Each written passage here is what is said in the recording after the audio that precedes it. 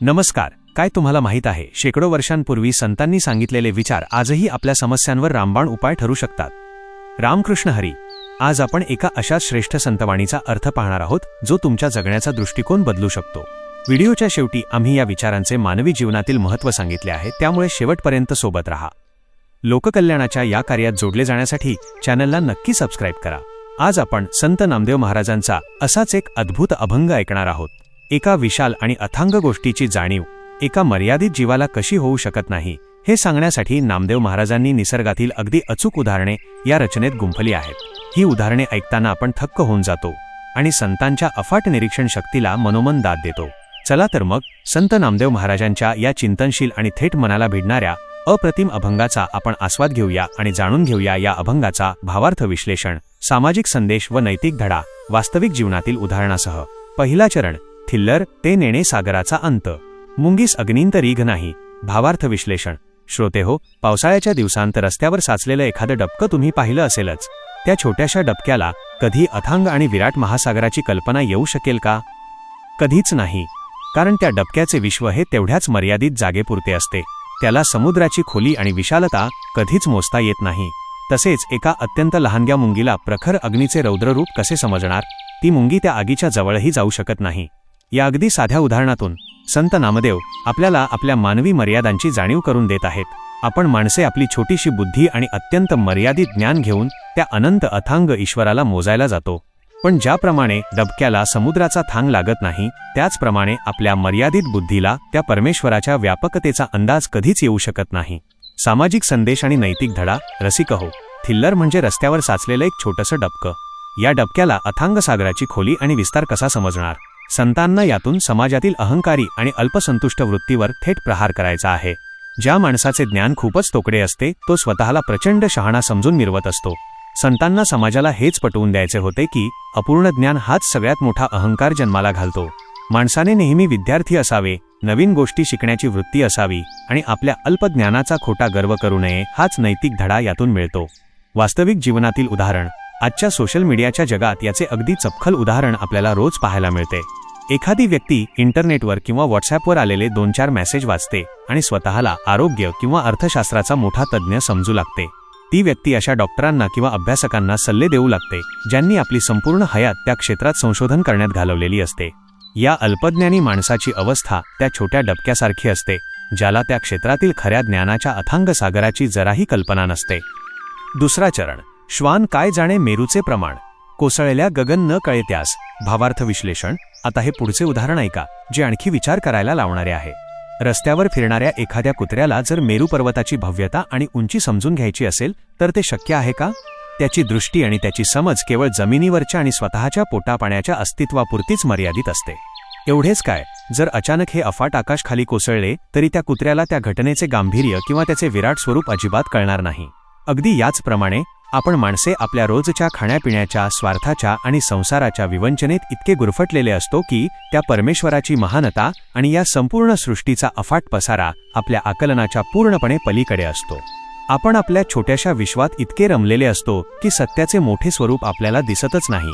सामाजिक संदेश आणि नैतिक धडा. मेरू पर्वत म्हणजे एक विशाल आणि भव्य पर्वत असे मानले जाते, पण एका सामान्य श्वानाला त्या भव्यतेची किंवा उंचीची काय जाण असणार? आजूबाजूला आकाशाला गवसणी घालणाऱ्या घटना घडत असल्या तरी ज्यांची दृष्टीच क्षुद्र आहे त्यांना त्याचं गांभीर्य समजत नाही. समाजातील संकुचित वृत्ती आणि उच्च ध्येयांचा अभाव संतांना इथे दाखवून द्यायचा आहे. आपण क्षुल्लक गोष्टींमध्ये इतके अडकून पडतो की जीवनाचे सर्वोच्च ध्येय आपण विसरून जातो. क्षुद्र गोष्टींमध्ये आपली ऊर्जा न घालवता आपली दृष्टी विशाल ठेवा आणि समाजाच्या मोठ्या भल्याचा विचार करा. हा मोठा धडा नामदेव महाराज इथे देतात. वास्तविक जीवनातील उदाहरण. आपल्या समाजात अशी अनेक लोक असतात जे केवळ गल्लीतल्या क्षुल्लक राजकारणात, पार्किंगच्या जागेवरून शेजाऱ्यांशी होणाऱ्या भांडणात किंवा कोण काय बोलले यावर आपला सगळा वेळ आणि ताकद खर्च करतात. देशात किंवा जगात नवनवीन तंत्रज्ञान येत आहे, पर्यावरणाचे गंभीर प्रश्न उभे आहेत किंवा मुलांच्या भविष्यासाठी नवीन संधी निर्माण होत आहेत. या मोठ्या मेरू पर्वतासारख्या समस्यांशी किंवा बदलांशी त्यांना काहीही देणेघेणे नसते. त्यांच्यासमोर गगन जरी कोसळले तरी त्यांच्या संकुचित विश्वात त्यांना काहीच फरक पडत नाही. तिसरा चरण. अंध काय जाणे कैसा उगवे दीन, पाषाणा पर्जन्य नकळे जेवी. भावार्थ विश्लेषण. श्रोते हो, किती अचूक दाखला दिलाय पहा इथे. जो माणूस जन्मापासूनच अंध आहे, ज्याने कधी प्रकाशच पाहिला नाही त्याला सूर्याचा सोनेरी प्रकाश, पहाटेची विलोभनीय वेळ आणि दिवसाचे उगवणे कसे समजणार? त्याला केवळ अंधाराचीच सवय असते. तसेच रस्त्यावर पडलेला निर्जीव आणि टणक दगड, त्या दगडावर आकाशातून कितीही मुसळधार आणि अमृततुल्य पाऊस पडला तरी त्या दगडाला त्या पावसाचा ओलावा किंवा थंडावा आतून कधीच जाणवत नाही. तो दगड आतून कोरडाच राहतो. अगदी त्याचप्रमाणे ज्याच्या मनात परमेश्वराबद्दलचा प्रेमाचा प्रकाश नाही त्याला ईश्वरी ज्ञान कसे होणार? आणि ज्याचे हृदय अहंकाराने दगडासारखे कठोर झाले आहे त्याच्यावर ईश्वराच्या कृपेचा कितीही वर्षाव झाला तरी त्याला तो भक्तीचा ओलावा कधीच जाणवणार नाही. सामाजिक संदेश आणि नैतिक धडा. दृष्टी नसलेल्या व्यक्तीला सूर्योदयाचे अप्रतिम सौंदर्य कसे समजणार? किंवा दगडावर कितीही मुसळधार पाऊस पडला तरी त्याला अंकुर कसा फुटणार? संतांना यातून समाजातील संवेदनाहीन आणि निगरगट्ट लोकांवर कठोर भाष्य करायचे आहे. समाजाला नेहमीच चांगले विचार ऐकवले जातात, पण ज्यांची मने दगडासारखी कठोर झाली आहेत त्यांच्यावर कोणत्याही चांगल्या संस्कारांचा परिणाम होत नाही. माणसाने संवेदनशील असावे, दुसऱ्याचे दुःख समजून घेण्याची आणि चांगल्या विचारांना ग्रहण करण्याची मनाची तयारी ठेवावी, हा अत्यंत महत्त्वाचा नैतिक धडा यात दडलेला आहे. वास्तविक जीवनातील उदाहरण. रस्त्यावरून जाताना जेव्हा एखादा गंभीर अपघात झालेला असतो तेव्हा तिथे थांबून मदत करण्याऐवजी स्वतःच्या मोबाईलवर व्हिडिओ काढणारे लोक आपण अनेकदा पाहतो. त्यांच्या डोळ्यासमोर एक जीव मदतीसाठी तडफडत असतो, पण त्यांच्या भावना दगडासारख्या कठोर झालेल्या असतात. माणुसकीचा आणि मदतीचा पाऊस तिथे पडूच शकत नाही. हीच ती समाजाची भयंकर संवेदनाहीनता आहे ज्यावर नामदेव महाराज कठोर शब्दात बोट ठेवतात. चौथा चरण. देहवंत जीव काय जाणे देव, नामा म्हणे भाव काय तेथे. भावार्थ विश्लेषण. श्रोते हो, या शेवटच्या आणि अत्यंत महत्त्वाच्या चरणात संत नामदेव महाराज संपूर्ण अभंगाचे सार आपल्यासमोर उलगडून दाखवतात. ते स्पष्टपणे सांगतात की जोपर्यंत माणूस फक्त आपल्या या भौतिक देहावर, शरीरावर आणि स्वतःच्या अहंकारावर प्रेम करत राहतो तोपर्यंत त्याला देव कधीच समजणार नाही. जो माणूस स्वतःला फक्त शरीर समजतो आणि भौतिक सुखांच्या मागे धावतो त्याची बुद्धी त्या ईश्वराला ओळखूच शकत नाही. देव हा देहाच्या पलीकडचा आहे. संत नामदेव म्हणतात की जिथे शुद्ध आणि निर्मळ भाव नाही तिथे देव कसा सापडणार? केवळ बुद्धीच्या किंवा पैशाच्या जोरावर देव मिळत नाही. त्यासाठी मनातून सर्व अहंकार गळून पडावा लागतो आणि निस्सीम भक्तीचा ओलावा निर्माण व्हावा लागतो. भाव असल्याशिवाय देव अनुभवता येत नाही, हाच परमोच्च संदेश यातून आपल्याला मिळतो. सामाजिक संदेश आणि नैतिक धडा. शेवटच्या चरणात संत नामदेव महाराज अत्यंत थेट आणि स्पष्ट बोलतात.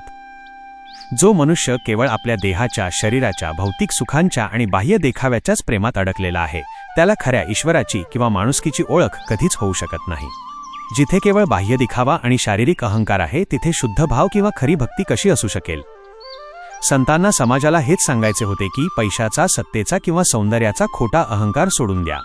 देव हा कर्मकांडांपेक्षा अंतःकरणात असलेल्या माणुसकीच्या शुद्ध भावात वसतो हे समाजाला शिकवणे हाच यामागचा मुख्य उद्देश होता. वास्तविक जीवनातील उदाहरण. समाजात अशी अनेक उदाहरणे दिसतात जिथे लोक स्वतःची मोठी प्रस्थ निर्माण करण्यासाठी सार्वजनिक ठिकाणी लाखो रुपयांच्या देणग्या देतात, मोठे सोहळे आयोजित करतात आणि स्वतःचे नाव मोठ्या अक्षरात कोरलेल्या पाट्या लावतात. पण त्याच वेळी ते आपल्या हाताखाली काम करणाऱ्या मजुरांना वेळेवर पगार देत नाहीत किंवा त्यांच्याशी माणुसकीने वागत नाहीत. त्यांचा हा सगळा खटाटोप केवळ स्वतःचा सामाजिक अहंकार सुखावण्यासाठी असतो. त्यांच्या या कृतीत कोणताही शुद्ध भाव नसतो. हे केवळ देहाचे आणि प्रतिष्ठेचे चोचले पुरवणे आहे. त्यात माणुसकी किंवा देवत्व अजिबात नाही. आजच्या म्हणजेच सध्याच्या काळातील नवीन पिढीसाठी अभंगाचा संदेश त्यांच्या आधुनिक भाषेत. मित्रांनो, आजच्या भाषेत सांगायचे तर हा अभंग म्हणजे आपल्या मर्यादित क्षमतेची जाणीव करून देणारा एक आरसा आहे. समजा तुमच्याकडे अगदी कमी मेमरी असलेला जुना मोबाईल आहे आणि त्यात तुम्ही जगातील सगळा डेटा डाउनलोड करायचा प्रयत्न करत आहात. ते शक्य आहे का? नक्कीच नाही. आपला मेंदू आणि आपला अहंकार म्हणजे तो जुना मोबाईल आहे आणि परमेश्वर किंवा या अथांग विश्वाचे रहस्य म्हणजे तो अमर्याद डेटा आहे. जोपर्यंत आपण आपली विचार करण्याची क्षमता आणि जाणीव वाढवत नाही तोपर्यंत आपल्याला ते विशाल सत्य समजणार नाही. तुम्ही एखाद्या रॉक कॉन्सर्टचा व्हिडिओ मोबाईलवर बघता आणि तिथे प्रत्यक्ष जाऊन तो अनुभव घेता. या दोन गोष्टींमध्ये जो मोठा फरक आहे तोच फरक देव मानणे आणि देव अनुभवणे यात आहे.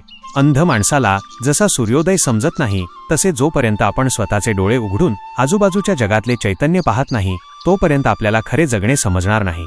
संत नामदेव आपल्याला हेच सांगत आहेत की स्वतःला फक्त शरीराच्या आणि बाह्य दिखाव्याच्या पलीकडे नेऊन विचार करायला शिका. हा दिखावा सोडून जेव्हा तुम्ही आतून या जगाशी जोडले जाल तेव्हाच तुम्हाला जीवनाचा खरा अर्थ आणि खरा आनंद मिळेल. म्हणूनच मंडळी, हा अभंग आपल्याला एक अतिशय सुंदर आणि मोठा संदेश देतो. साचलेले डबके होण्यापेक्षा प्रवाही सागराचा अंश व्हा. निर्जीव दगड होण्यापेक्षा पावसाचे पाणी पिणारी सुपीक माती व्हा. आणि फक्त देह बनून राहण्यापेक्षा एक सुंदर, प्रगल्भ आणि संवेदनशील माणूस व्हा. चला तर मग आजपासून हा सुंदर विचार जगण्याचा प्रत्यक्ष अनुभव घ्यायला सुरुवात करूया. धन्यवाद. आपल्या मर्यादित बुद्धीचा आणि देहाचा अहंकार आपल्याला खऱ्या आनंदापासून आणि सत्यापासून दूर ठेवतो. जोपर्यंत आपण आपले अज्ञान बाजूला ठेवत नाही तोपर्यंत आपल्याला ईश्वराचे किंवा खऱ्या समाधानाचे दर्शन होऊ शकत नाही. कधीकधी जग जिंकूनही मन हरलेलं असतं. अशावेळी संतांचा एखादा शब्द उभारी देऊन जातो. संतांची वाणी म्हणजे पांडुरंगाने आपल्याला लिहिलेली प्रेमपत्रंच आहेत. भावार्थ संतवाणीच्या माध्यमातून त्या सावळ्या विठ्ठलाच्या चरणांपर्यंत पोहोचण्याचा हा एक छोटासा सेतू. तुमची साथ म्हणजे माझ्यासाठी विठ्ठलाचा प्रसाद आहे. कमेंटमध्ये माऊली लिहून आपली भक्ती व्यक्त करा. पुंडलिक वरदा हरी विठ्ठल. श्री ज्ञानदेव तुकाराम. पंढरीनाथ महाराज की जय.